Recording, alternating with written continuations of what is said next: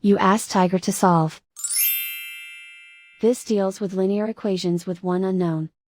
The final result is h equals -12. Let's solve it step by step. Group all constants on the right side of the equation. Subtract 4 from both sides. Simplify the arithmetic.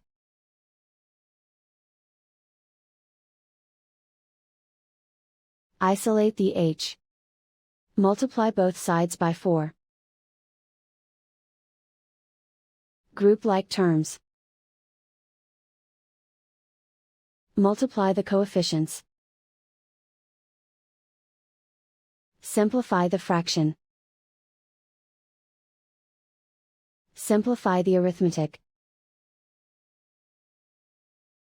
And so the final result is h equals -12.